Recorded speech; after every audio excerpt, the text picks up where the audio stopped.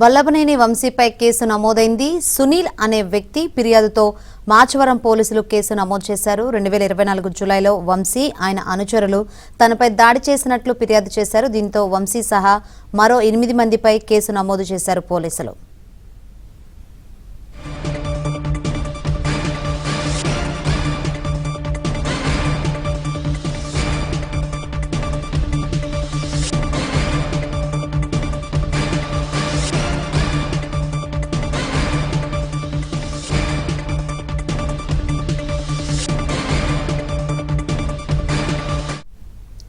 Vallabhaneni వంశీపై case నమోదైంది. సునీల్ అనే వ్యక్తి ఫిర్యాదుతో మాచవరం పోలీసులు కేసు నమోదు చేశారు. 2024 జూలైలో వంశీ ఆయన అనుచరులు తనపై దాడి చేసినట్లు ఫిర్యాదు చేశారు.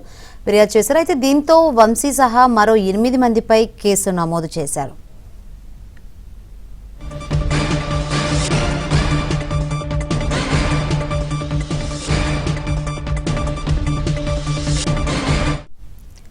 వల్లభనేని వంశీపై కేసు నమోదైంది. కేసు డీటెయిల్స్ తెలుసుకుందాం. మరిన్ని వివరాలు అందించేందుకు మా ప్రతినిధి ప్రసాద్ సిద్ధంగా ఉన్నారు. ప్రసాద్.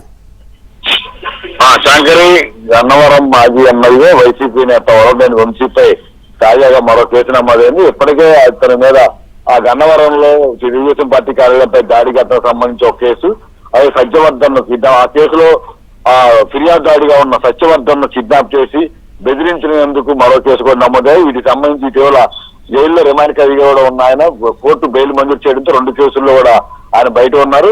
అయితే తాజాగా విజయవాడ మాచవరం పోలీస్ స్టేషన్ లో సునీల్ అనే వ్యక్తి మరో ఫిర్యాదు చేశాడు. 2024లో తన అన్యాయాలతో వచ్చి తనను బెదిరించి కొట్టడమే కాకుండా చంపేస్తామని బెదిరించారని ఫిర్యాదు చేయడంతో దీనిపై విచారణ చేపట్టిన పోలీసులు ఎఫ్ఐఆర్ కూడా నమోదు చేశారు. వంశీతో పాటు మరో 8 మందిపై కూడా ఎఫ్ఐఆర్ కట్టినట్టు కూడా పోలీసులు చెప్తున్నారు. దీనిపై పూర్తిసారి విచారణ చేసిన తర్వాత ఆ వంశీ చెప్పే సమాధానం బట్టి అరెస్ట్ చేస్తారో 41 ఏ నోటీస్ ఇచ్చి పంపిస్తారన్న అంశాలపై ఉన్నతాధికారులు దీనిపై ప్రస్తుతం దర్యాప్తు మొదలు పెట్టారు.